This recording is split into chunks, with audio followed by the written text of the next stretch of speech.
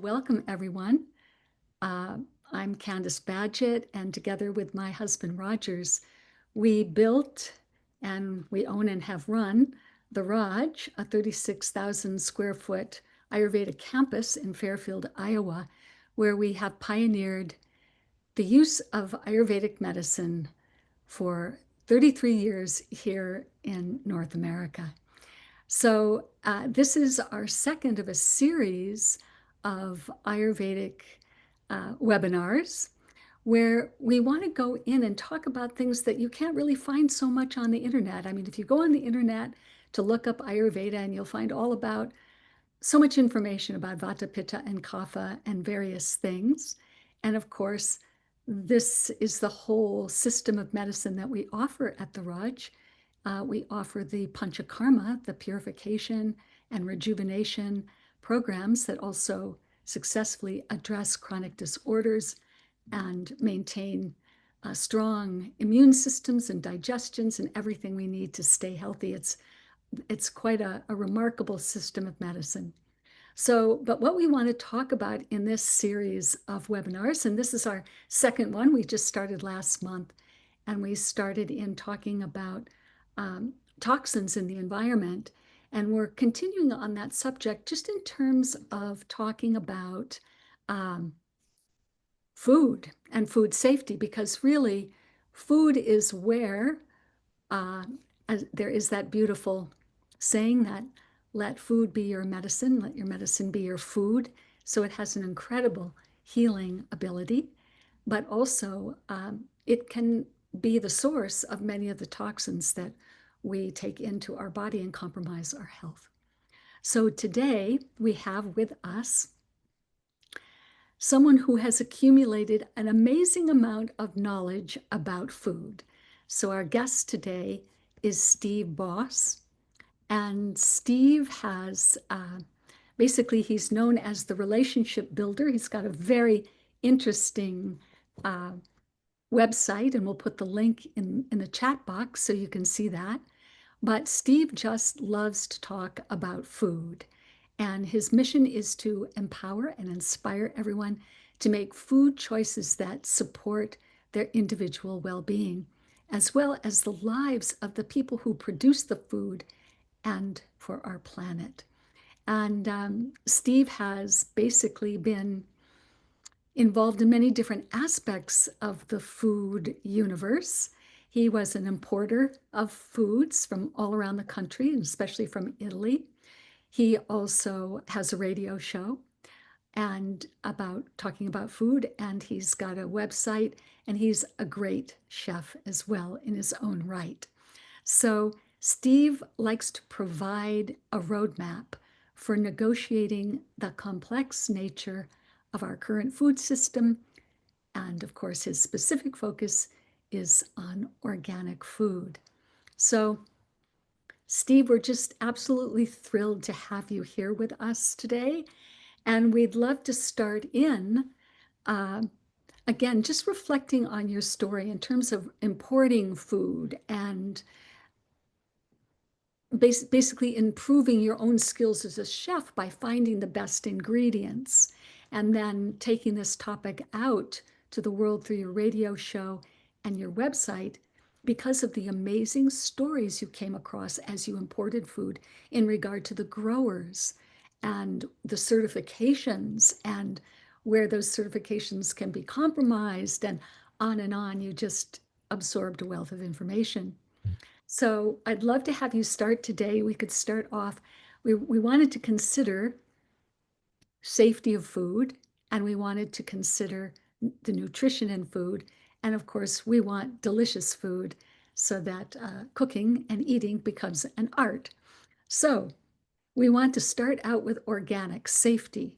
And of course, that does lead to nutrition. But let's start there and tell us what you know about the safety of organic food, where it gets compromised and where it gets shored up with other certifications. That would be fascinating for our listeners. Well, thank you, Candace. I'm thrilled to be here. You know, I've told you before, I speak at the Raj every week to your guests, and it's the highlight of my week. It's always such a amazing pleasure to meet the people that come from all over the country and to hear their stories and to find out what they're interested in related to what I can impart. And so I think that we live in such a complex food world today. And that food world is something that we all have to negotiate. Right. And right, every single every day we have to negotiate it. So I really want to empower people so that they feel like they have the tools to be in charge of the choices that they make. Well, I Right. have to say that when you speak to our guests, that night at the dinner table, they just rave about what you shared with them. So you're on to something because it's so relevant to all of us. And sometimes we put a lot of trust in what labels say. And the more we can understand what those labels are really telling us, the more empowered, just as you said, the more empowered we are to make the best choices. So tell us about the importance of those labels. I think the first thing to know is that those labels are created by marketers, and those marketers are doing their job. So we have to give them credit because they're just doing what they're being asked to do. And Right. many of them do an amazing job, so amazing that even people who think they know a little bit about food can get confused. So, Wow. so, and I think that that's if we start out knowing that this is we'll say the little boulder in the road that we have to cross, Mm, find a way past. Then what we can do is we can move from there to understand that it's really something that we know very well, two steps, knowledge and experience, that right. will allow us to have that power. Now, most of us get our information, the bulk of our information from the outside. We're constantly in our society being bombarded with information. A lot of it from marketers, whether it's on social media or whether it's at the grocery store when you're looking at the shelves, all saying, buy me, buy me, buy me, buy me. And we have ex experts in this field of food who tell us what the latest diet is that we should be on and what the most important type of protein we need to consume and how much of it. And so we're taught from the very beginning that food is, we look at a plate and we see protein, fat, carbohydrates, sugars, calories. This is okay, they have their place. That's not what food is. But that's the model that almost everyone in, at least in Western areas like the United States, for example, that's what we grow up with. And This is fa- huh? this is fascinating. I had never thought of it that way. How cultured we are at looking at our food as, well, did I get enough protein? Did I get enough this? Oh, I'm getting too much of this. Exactly. But for example, in ancient China, how was food considered? It was a spiritual experience. That's what eating was all about. And they weren't the only culture that looked at food that way. So we've moved a long way. We've moved to the place where people eat at their desk, they eat in their car, they eat on the road, they eat, as they're walking, they eat their food fast. All these different things that you encounter, of course, your guests bring to the Ayurvedic Vaidya doctor at the Raj and say, "Oh, I need, how can I make my lifestyle work better? And I'm so busy because we're all so busy and all that stuff." But with all of our busyness, if we really take a moment to sit back and just go, what are the critical factors that determine how wonderfully joyous life could be? Oh, And when we do that, we could look at, for example, Dan Buettner's research. Dan Buettner has done research for over 20 years, sponsored by National Geographic, on blue zones around the world. right, right. And one Longevity. of, right, longevity, exactly. And one of the key principles that is common throughout all the blue zones goes back to what I said a couple of minutes ago about where information comes from. most of us used to just processing from the outside. But the people in the blue zones have some daily self-reflective practice, whether it's meditation, whether it's qigong, whether it's prayer, whatever. They have a self-reflective practice because what they're doing is culturing that the inside knower, or for specifically this discussion, the inner eater. Now, when your guests come to the Raj, what happens is that their inner ear is linked up with an expert in pulse diagnosis who is giving them information about their inner ear, but it's not information from the outside. It's information from the inside. It's about their physiology and the state of their physiology. This is the more powerful level of life. And it's this level of life that if we start to now move from a different angle, a different perspective, where we base our decision making on what we know inside, and then we filter This everything is that way. so beautiful. I never even thought about it that way, that that's what our guests are going through when they walk in and they had the Vijay take their pulse, because they're just listening to the message coming from the body Yeah. itself through those 3 points on the pulse to say where the imbalances are and where they've gone off. And it's helping them reconnect with Mhm. their own bodies, you know, information to inform them from the inside what they need to do. It's a great way of looking at it. I love it, Steve. And that is all about what you use the word, helping them connect. We need to understand, it's imperative that even though it seems like we may be far apart from a lot of things, including nature, we are totally intimate. And the more connectivity that we can have, then the more we're going to be able to negotiate and get to that place where we want to and get to enjoy our life more fully. There's the name Buckminster Fuller. Yes, of course. He was, I think it's fair to say, one of the greatest intellectuals of the 20th century. He was a philosopher, an architect, Right. an engineer, a professor, everything. Somebody who I never would have expected to hear this quote from, and I want to read it to you. He said, I am confident that humanity's survival depends on our willingness to comprehend feelingly the way nature works, because he understood that that's the level that's most powerful.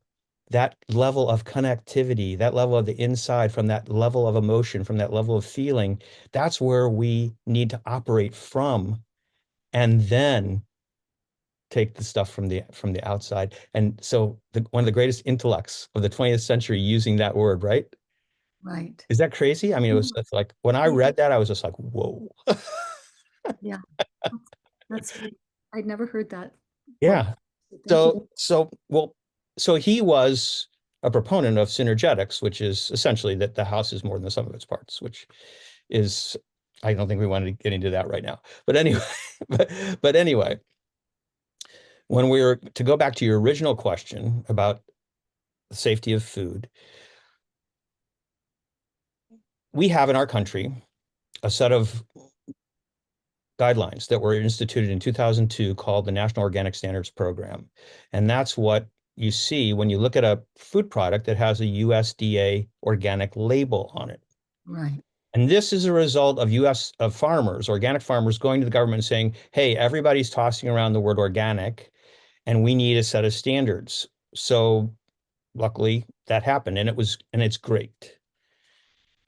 Today, though, it has become very watered down because the Right. organic industry has grown tremendously and there's a lot of money in it. And so, as people sometimes tend to do, they begin to take liberties with what the original intent was of different rules. So, this is knowledge. This is the knowledge part. understanding that this is the landscape that we have to negotiate right now. So just having a USDA organic label on food is no longer as as a wonderful feeling type of level, creating a warm and fuzzy inside as it used to be. And Thank in what way are organic foods compromised, and yet they still get away with being able to have that label on them? if you just use your imagination, Oh dear. you're gonna it's just because you know people know that they can make money, and okay, that's just the reality. So we just have to know the reality. So people will there have been many cases, very large cases of grains being sold as organic that were not organic, foods being imported into the United States that are labeled as organic that aren't organic, foods that are actually organic but have been compromised because of crop drift, for example, the drifting of chemicals and genetically modified organisms into a farmer's land. And the Yeah. USDA organic standards prohibit, for example, genetically modified organisms, but the testing procedure isn't anywhere near as stringent as it needs to be. Mhm. And they don't have the labor force to really stay on top of everything. And that's why there's so much fraud, is because people know it's like, well, I can do this because they're never going to find out, right? So what's happened is that people who do care, many of the original organic farmers who were involved in getting these standards adopted in the first place, Right. have formed other types of labels. So we'll call them secondary labels. Okay. And I know all of us, we may be label weary because we go to the store and we see all these labels, but you really only have to, there's only a few that are super key Okay. to think about. So with organic, paired with organic, you want to look for what's called the Real Organic Project. I'll show you, actually. I'll put it on the screen so you can actually see it. That's the one on the bottom. Is it right or left? I don't know how we look at things this way. Yeah, it's over on the left of the Okay. picture, and Okay. I see the word real. Right. Real Organic Project. And Okay. then in the top right, then you should see Regenerative Organic Certified. Yes. Those are the two main add-on labels that are super. You can assure yourself as a consumer that if you see those on foods, that you are buying something that has been not only USDA approved, but has also been subject to the additional regulations that either the Real Organic Project or the Regenerative Organic Certified organization says that you need to comply with in order to really have a food that is super wonderful from a scientific, we'll say, um, measurement standpoint related to pesticides and things like that. Mm. So the Real Organic Project is run by organic farmers. There's about 1,100 farmers that are part of that organization. Oh, You can that's look, great. yeah, So it's growing. there are a lot of people doing it. Yeah, Okay. it's great. And Full of people. yeah, and you can go to their website, which the link will be in the chat at some point, and you can, let's say that you live in North Dakota, you can go to North Dakota and see all the producers who are Real Organic certified in North Dakota. Or let's say you wanted to look for a specific product like oranges or whatever, you can search that way, however you want. The Regenerative Organic certified is different. It's actually a cooperative venture between three companies, Rodale Farms, Rodale being we'll call them the pioneer and the original proponent of organic agriculture in the United States back in the 1940s, I think, in Pennsylvania. So Mhm. Rodale Institute, and then you have Patagonia, the clothing company, Oh, yeah. and Dr. Bronner's, Right. the soap Good old Dr. people. Brothers. Right. They've been Those, around. yeah, they've been around a long time. So those three companies have gotten together and said, hey, we want to participate in making organic stronger. And so they certify foods, and they also certify health and beauty products and textiles. So it's a little bit more comprehensive, which is Okay, great. I'm going to stop just a second here just to make sure that this is really crucial information. I mean, this is information where you can go and find organic food, organic products that you can trust, that you know absolutely you're eating organic. So this is under Real Organic. Is that what it's called? No, Real. realorganicproject.org. Oh, yes, realorganicproject.org. Mhm. So then you'll see on that, yeah, absolutely, a big heart. And then you'll see that the symbol, so you can look for it on food. But on the websites, that's where, there it is. On the websites, you can actually get the lists of the Mhm. foods that have that certification. And then the other one is bioregenerative, It's regenerative organic certified. okay, bioregenerative. Just regenerative, Oh, regenerative it's organic regenerative. certified. Okay, but this is so crucial. And with this regenerative, is this referring to regenerative agriculture? That these are all coming from not only organic farms, but regenerative or organic farms. Is that correct? Yes, according to the definition that's been established by that organization. And the reason that I'm saying that, Candace, is that's a such a key question that you just asked, Okay. be, because all of us probably remember that there's a word that you see on a lot of products today that's it says natural, right? Right. And it's not as in vogue as it used to be. It used to be like everywhere, right? Natural, natural, natural, natural. And there's no definition for natural. We, it's just like, hey, we should put that on our product label, right? We're a marketer. We're going to put it on our product label, right? Arsenic is natural, for Yeah, instance. that's right. It is. So regenerative, the use of the term regenerative right now, we'll call it, is basically where the Wild West was. So this is why this is why I'm very specific, regenerative organic certified, because we have many marketers throwing the word regenerative around because it's a buzzword right now. It has been for a few years, and it's getting to be even more in the general, we'll say, flow of people's knowledge. And Right. so it does not have a standard definition right now. Okay. So Regenerative Organic Certified has made its, we'll say, qualifications known by actually saying, here's what you have to do in order to be Regenerative Organic Certified. But there's about 5, 6 other regenerative certifiers. Wow. And the easiest way, one of the things that your guests always say at the Raj is, this is way too much information. How am I supposed to do it? Just take a little piece, start incrementally, and we can talk more about that later. But with this, just remember regenerative organic certified and USDA organic has to be paired with one of these add-on labels. In other words, if you do everything the regenerative organic certified people want you to do, but you're not USDA organic certified, you can't get that mark. So it's USDA organic along with regenerative organic certified or real organic project.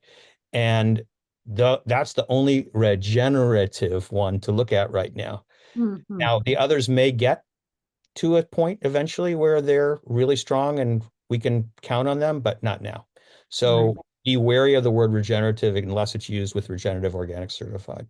Now, another piece that I have to say here is that there are literally thousands and thousands of growers out there who are growing absolutely wonderful. Pure. You're probably following standards that are even more, stronger than USDA organic. I mean, not probably, they are, that are even stronger, but they have chosen for whatever reason not to get their products certified. Many of them sell at farmers markets, for example, or on roadside stands. And this is where we want to just make a, Pitch. pitch. Yes, thank you so much. We want to make a pitch for everyone to get to know their farmer, for Oh, everyone to get to know these heroes who are out there making it available for us to eat really nurturing food. And so love go to it. your farmer's market, right? And Yeah. talk to the farmers. They want to talk to you. Ask them questions that are important to you. You can ask them, do you use chemicals? Do you use herbicides? Are you regenerative? What does that mean to you? They believe me, if they're the type of person that I'm assuming you're looking for because you're on this particular Webinar. webinar, right? Then they're going to be thrilled to talk to you. And you may have to walk away because they're going to be so excited to talk to you. So this is just another piece of the puzzle. So it's those certifications, but it's also getting to know your farmer so that you can really have a relationship with the person who's growing your food. And that's assuming you don't grow a lot of your own food in your own garden, right? Right, right. Now, this is such a beautiful point, and I know when we spoke together earlier, it was really moving to me the way that you spoke about um, how communities can really build around food. And the more we value, we get to know, we get to appreciate, we find the heart and the devotion in those people who are growing organic food and bringing it for the community. And we connect with them and support them by purchasing their items and allowing them to expand in what they can grow and offer us. Somehow, the stronger the community gets, in other words, the connection between food and community, it's so beautiful. And I know this came from your days of importing when you were going to South America to find certain things and going to Greece and speaking with people in Italy and all these people who did not go through the channels to get themselves certified as organic, but had a more beautiful story than you could ever find from a label. So anything you can share in that regard.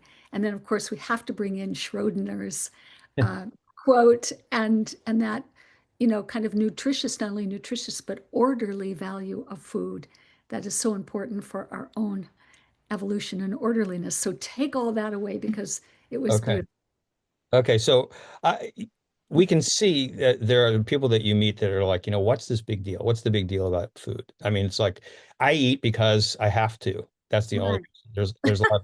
And then there are people who have an acrimonious relationship with food. And then there are people who are involved with, I should eat this and I shouldn't eat that. All those types of things. So why is it such a big deal? Okay, well, the reason is very simple. Erwin Schrödinger won the Nobel Prize for in 1933 for Right. his theoretical physics. And he wrote a book, and the book was called What is Life? That was the title of the book. And I just want to read a little bit from that book because Schrodinger, part of his work was with the second law of thermodynamics, which Right. has to do with entropy, right? All living systems moving toward greater disorder. Right. How does the living organism avoid decay was a question that he asked. Wow. What then is that precious something contained in our food which keeps us from death? That is easily answered. Every process, event happening, call it what you will, in a word, everything that is going on in nature means an increase in of the entropy of the part of the world where it is going on. So an increase in the disorder.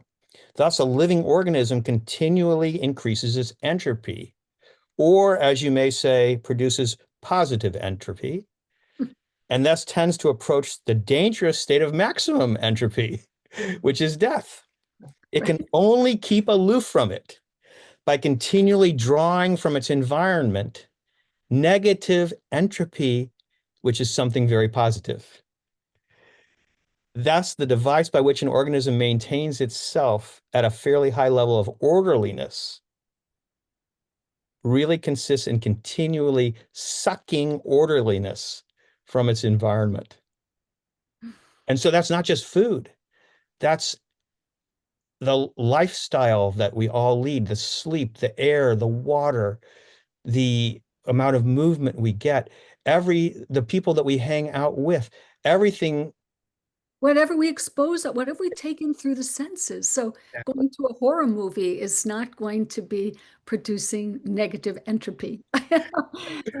This Probably is, not unless we have a very interesting metabolism, but I mean, what's fascinating, it's such a fundamental principle of Ayurveda. And yeah. that is, you have a choice. That is the hallmark of Ayurveda. You have a choice. And so, what is so crucial is education about what are those proper choices to make. So, we're so grateful to you for allowing us to know how can we find food that is safe in regard to taking in negative entropy. And that means we don't want to take in those toxic chemicals that are introducing disorder in our system. We want prana. Prana is that life energy that's there in the plant, which means the sooner we can get that food after it's picked, the more prana and life force is in that food that we take in and revitalizes our life force. So these are incredible principles that none of us ever think about. And what it all comes back to is the best option we have is our local growers. And just the journey that you are on to discover within them the love of their profession, the intense commitment and attention to those plants and doing everything they can to make them nutritious and enormous. And you had a man who created fennel that was the size of someone's head, and all these wonderful stories where you're also ingesting the attention that went into that process. And you're not going to get that from these industrialized, huge farming corporations that own hundreds and thousands of acres that have been dumped with chemicals. And so, this beautiful concept of going to your farmer's market, connecting, getting the stories, finding out what do they have when, and making sure that you've figured out when you can get everything you need during the year, and how to preserve uh, vegetables and all those wonderful things that our grandparents and great Yeah, grandparents, we should probably say our great great grandparents used to do. So, right, but right. anyway, please end on this beautiful note of the way you've seen food as the way basically to create world peace. I know it's a It, funny it, thing to say, but it's true. It's so true because what do we have besides our inner resources to empower us? We have energy that we put into the world in a very visceral way, which is money. And yeah, so if we can make informed choices, if we do make informed choices, it's just incredible the amount of power we really have. I'll try to give an example of that in just a minute. that's But great. I want to go back to one of the things that you said before, and that is, again, we started talking about how so much knowledge comes from the outside today, so much information, I'll say, not knowledge, so much information comes from the outside. And it's critical that we change that. We take a different look at that and culture this inner knowledge and then filter that through what we get from the outside. And one of the aspects that's always smashing on our door is, for example, the whole principle of superfoods, right? But Mm. as you know, and all of your guests know, and anyone who comes to the Raj knows, you are what you eat, you are how you eat, you are what you digest, you are how you digest, and on and on and on. What's super to you may be poison to somebody else, essentially, because they're Mm. not, they have a different, wholly different nervous system, a completely different metabolism. But, but the one thing that is universal, that's exactly what you were talking about, is what really nourishes us. Mm. There's only one thing. You already said it. It's love. It's Love transforms food into nourishment. yeah. That's what happens. That's the process. And the number one process, we'll say the fullest extent of that is if you love to garden and you obviously you have to love it to do it, I think, because it's not easy. I think so too. Right. So that's one end of the spectrum where there's pure love that's going into that food. You're taking care of your soil, you're taking care of your plants, you're picking them at the right moment, you're cooking them, you're sharing your food with everybody else. That is like the Mm. essence, right? Yeah. And then on the other end of the spectrum, we don't need to talk about the other end. Anyway, most of us fit somewhere on that line, right? And some of us are lucky. We live in markets where we can go to a farmer's market and then we can do the farmer thing like we already talked about. We get to know our farmer. One of the guests at the Raj said, I live in rural Alaska. What do I do? But it's the same basic principle. So if you only have a general grocery store to go to, get to know the get to know the person who runs the produce department. Ask that person about this particular fruit or that particular lettuce or who it is. And if they are excited about being there, they're going to share that information with you just like the farmer did at the farmer's market. And if not, find another store. Maybe you'll find another store where somebody's really engaged. I mean, I was at a co-op a couple of months ago in Seattle, and I said to the person who was in the produce department, I said, "What's the sweetest?" It was during citrus season. "What's the sweetest citrus fruit you have?" She said, "I don't know. Why don't we taste all of them?" And so that's what we did. We tasted every single citrus fruit that they had in the store. It was it was awesome. Now, what did she do? She made not only a customer, but she made me so happy. And she made me feel really like this is a place I can shop in and feel really good about how I'm spending my money.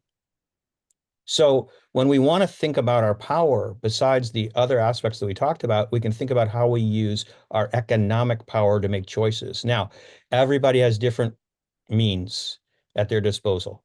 Some people's means are much larger and they can make any choice they want, not a problem. Other people have to be very careful about how they decide to spend their money. So make the best choices you can with these principles in mind Beautiful. and understand that the marketplace is, as I said at the beginning, extremely complicated. So when you buy, these are the things that the people at the Raj always ask me about, right? Olive oil, herbs, spices, coffee, tea, cacao, or chocolate. These are the the constants, we'll say. Ubiquitous, right? Right. And there are other things, but those are the ones that always come up. So understand that there, if you buy a spice from McCormick, from Tones, from Spice Islands, any of the big, huge Right. spice companies, right? That spice is going to be 3 to 8 years old by the time you ingest it. It's Wow. not going to be it's not going to be fresh, even if it's dried, which is not fresh then, but it's still not going to be fresh dried. It's going to have a lot of age to it. And the people who grew those spices, generally speaking, are not being paid a livable wage. Right. That's just the nature of those industries. That we're not, we can change that. We can change it by making choices. Who do we support? Well, we're very lucky today because in all those industries I mentioned, there are now many, many companies that are dealing directly with Uh-oh. the growers. They are not working through the traditional channels. And so you just have to focus on purchasing from one of those companies. So, for example, when it comes to spices, this is a company, Burlap and Barrel. Oops, Burlap and Barrel. They work directly with the growers. They work No. Uh-huh. they work with growers all over the world, right? And this is another company that is called Diaspora. They work with growers in Southeast Asia for the most part, mostly women cooperatives. These are people who have at the heart of their business model something totally different than making money. Of course, they want to make money, but they have as their core principle a social enterprise so that everyone along the chain benefits.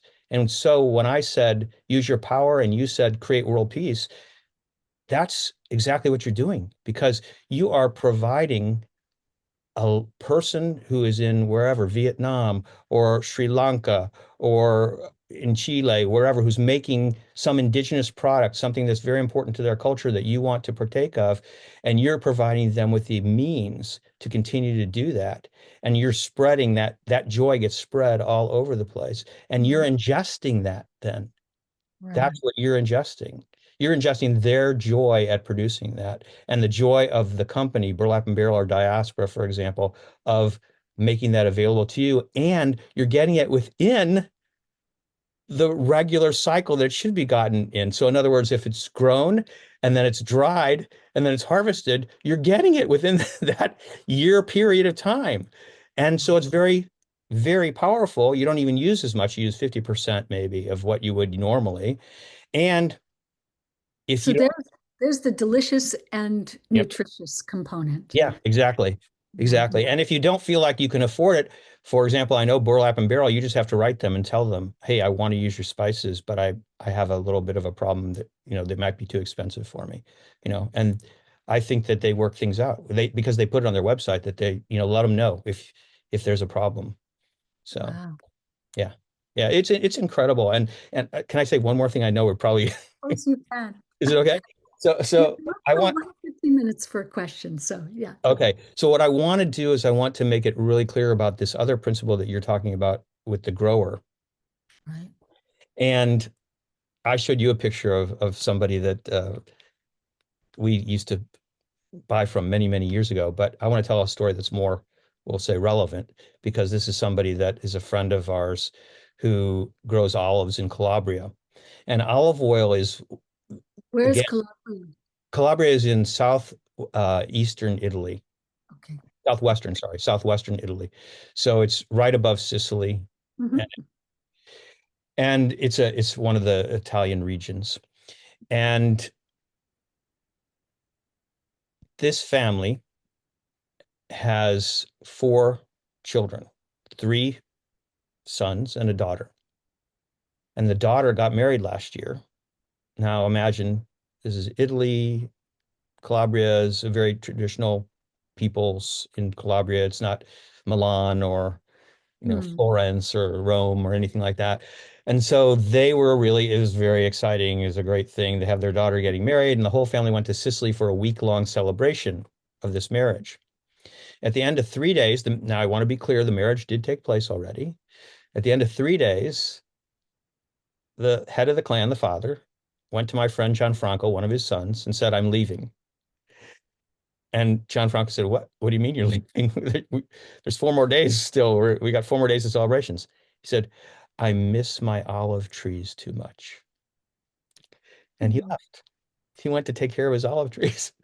Now, I don't know about, well, I think I do know. I think most people would say, that's the olive oil I want to buy Exactly.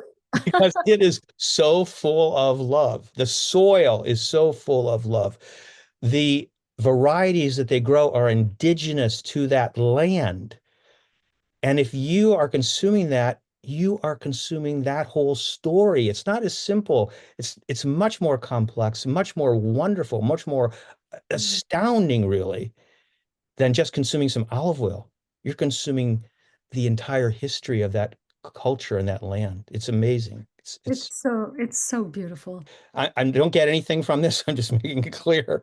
But you can actually buy direct from, they'll ship it to you direct. And it's not the least expensive olive oil that you can buy, that's for sure, but it's also nowhere near as expensive as a lot of people charge for olive oil. And you can be assured that when you buy their olive oil, you're buying something that is, we'll say, meeting the criteria that you should be using when you buy an olive oil. These are, again, choices, right? That you make with your knowledge. So it has nothing to do with the taste. They're showing when that was harvested. Is that Exactly. on that? 2024, 2025, right? And Okay. that's what I would say, if you want to buy olive oil starting in, say, well, we're actually December of this year, then your choice is try to find an olive oil that's harvested in 2025, 2026. Why? Because olive oil is not something that ages well. It's an oil, it breaks down, and it needs to be in a bottle. Glass is even preferable. Dark is important. And so these are just some of the things that you want to look for. There's so many things, we don't have time to talk about them, but these are just some of the key things to look for if you're buying olive oil. And if you know, have a question, you can send me an email and we can talk about, I can tell you more about how, why there's so much misinformation. For example, like most people think that olive oil has a low smoking point. No, it does not. It's the olive oil that most of us are used to finding on the shelves does probably, yeah, but good olive oil doesn't. So, Is all of this information on your website? In other words, can we find the name of this oil on your website? no, Okay. no, because but it's in the but there's a link in the chat, and anybody who's interested in like a scientific study about olive oil, I can send it to them. The best thing to do is just sign up for my newsletter, and Okay. you can do that on my website. You just scroll down to where it says, I don't know, never miss a tidbit or whatever. I don't know. It says something. You just scroll down and it's all on the one page, right? So you just scroll down, you can find it. And you can ask me a question. It's not an issue. I'm so thrilled to talk about this stuff all the time. But olive oil, and I want to give you one more olive oil because I want to make something that's a little bit more affordable even. And that Sure. is, and this is for an olive oil in California, Bariani. And that's a family that produces the olive oil on their own property. And what is it called again? Bariani, Sorry. Bariani, right. And it's a wonderful oil. And so it's at a lower price point also. So it's very nice. And you can get fresh the new harvest from them very early also. You'll be able to get it. Right. So there's so many olive oils out there. That's just a tip of the iceberg, but it doesn't have anything to do with taste. We're talking about knowledge now because everyone's flavor profile, right? Right. It would be Taste different. and aroma is totally different. Sure, sure, sure. What we want to do now, Steve, I know people are just dying to ask questions, so Okay. let's open it up. Okay, here's a great question. So I have not seen these other two labels, but does that mean that the USDA green label is not enough? And I guess that is what we're saying. You know, it's a bit of a roll of the dice, as they say. You know, Yeah. you could pick up some products that only have that label and they could be just fine.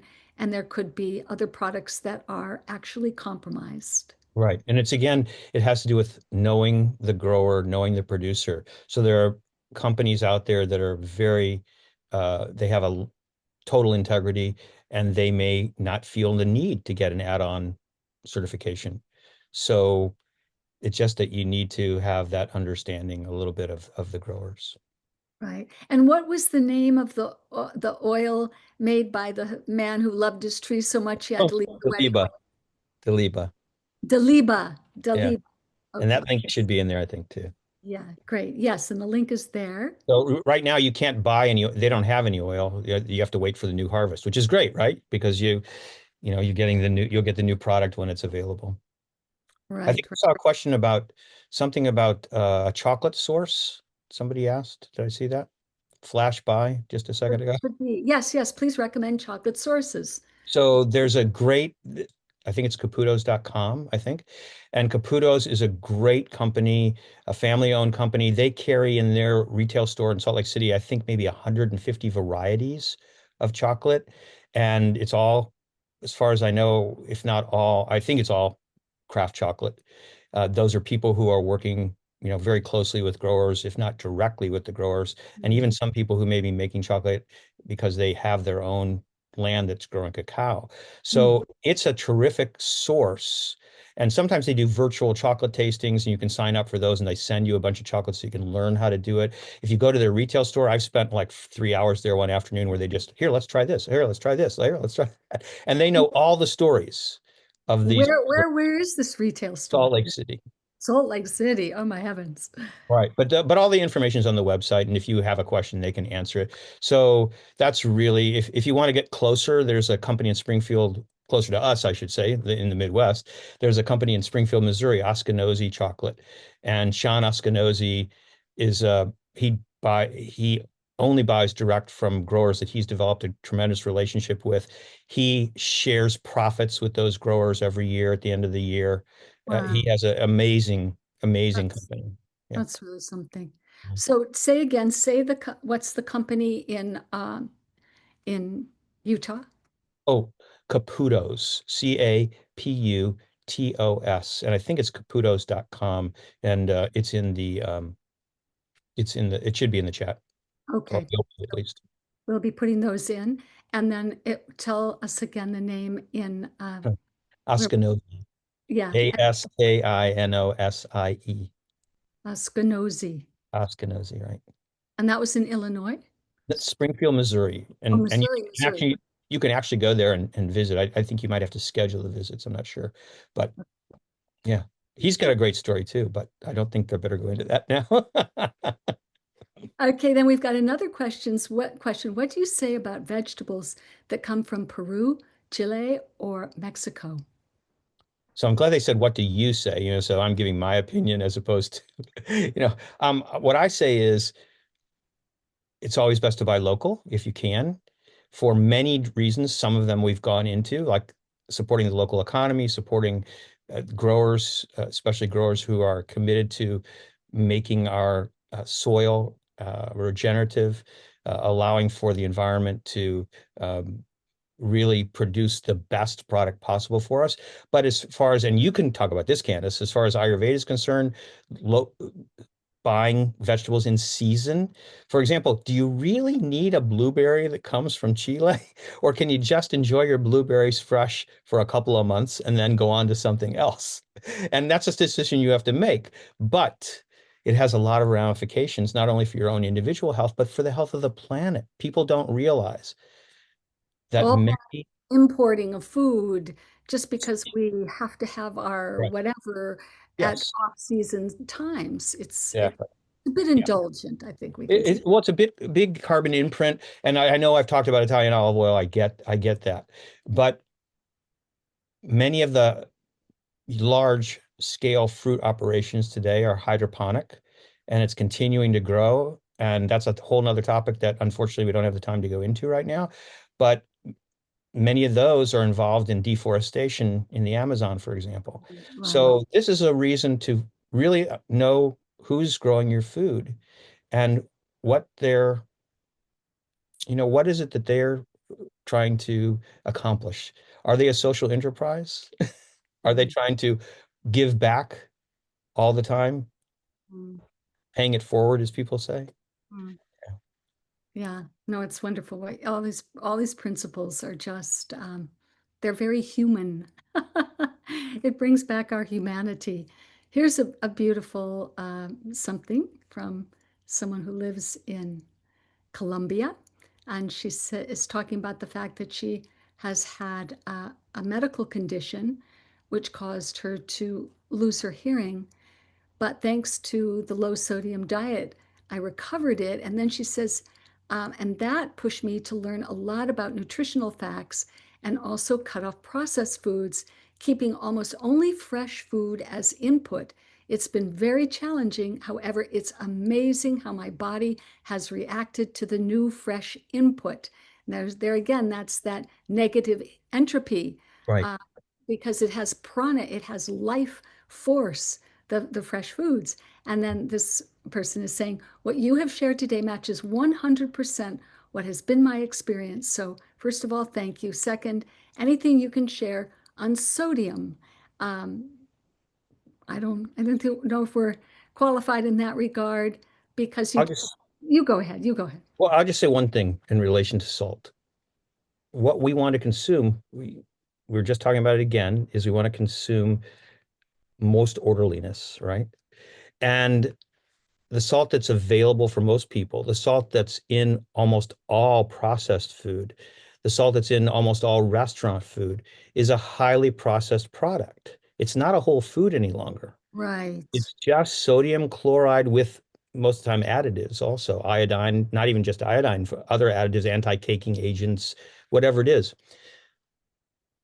Personally, I love salt, but I want to buy salts that are whole foods because some salts have 20, 30, 40 micronutrients as part of their makeup.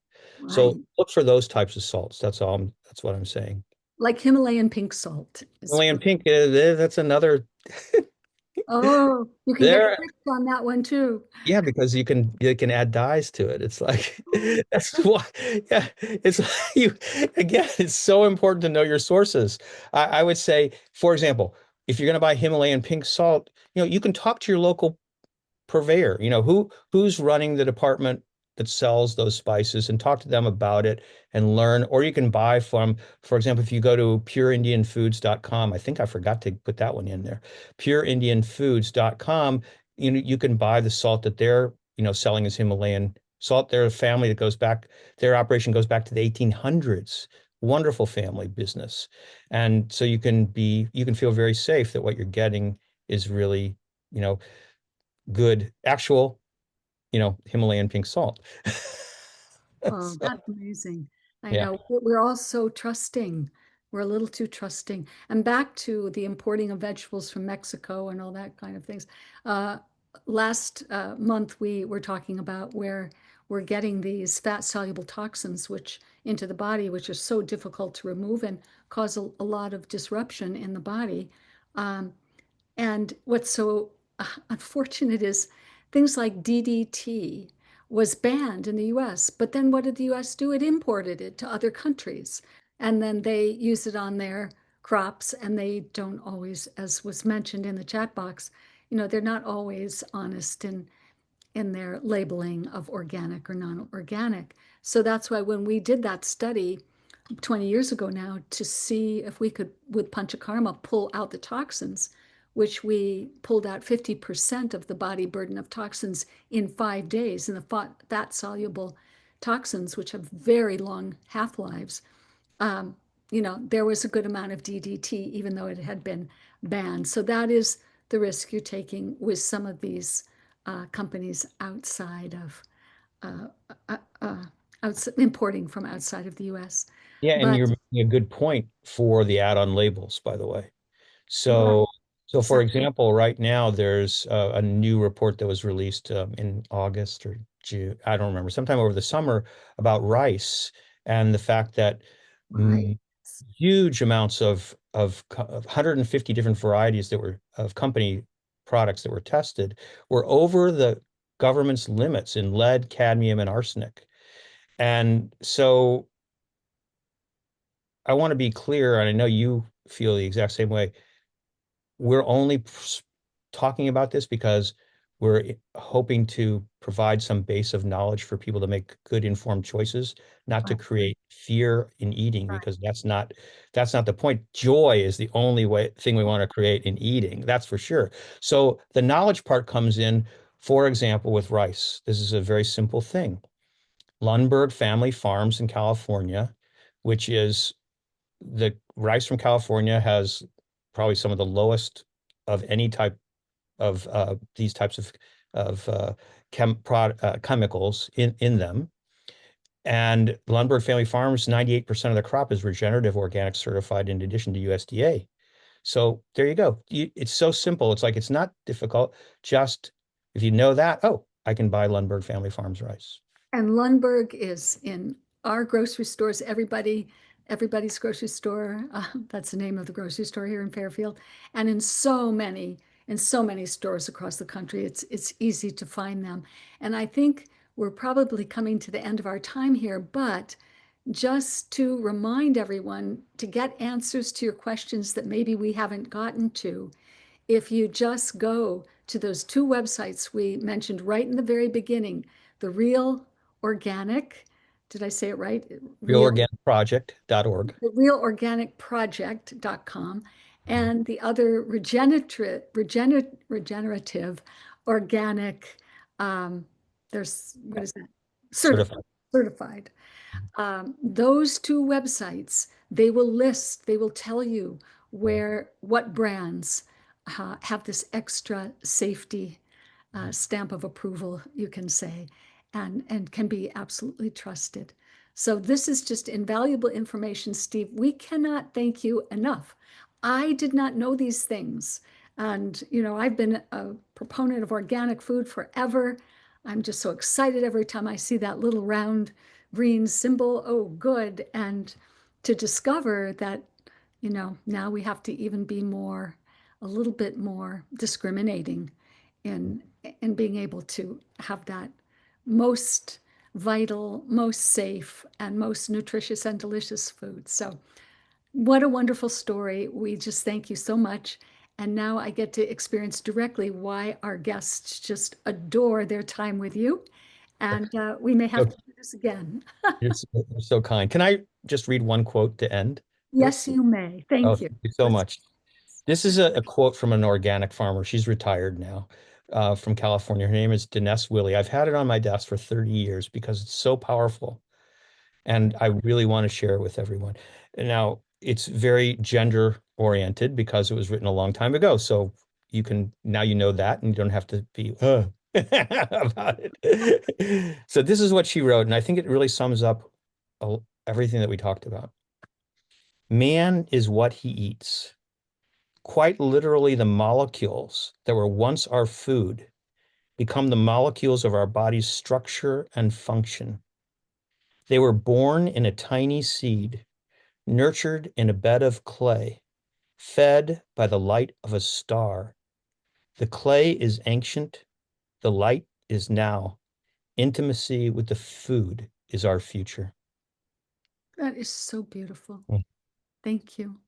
And then when we think about, from Maharishi, when you think about the fact that the physiology is so connected to our consciousness and to the extent of the expansion of our consciousness, all this is so interconnected and so it is such a beautiful holistic understanding of how human potential unfolds and how a beautiful life on earth unfolds. So thank you for this beautiful vision and this very practical information.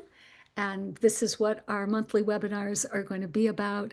And thank you so much, Steve, once again. Fantastic talk today. Thank you. Thank you for giving me this opportunity. I so appreciate it. All right. Well, we're both happy, and I hope all our listeners are happy as well. And we'll just keep on unfolding all this beautiful information and moving together to a more enlightened individual experience and a more enlightened global experience. So appreciative of everyone who joined. We will make this replay available to everyone, and we'll look forward to seeing you next month. So thanks again, and bye for now.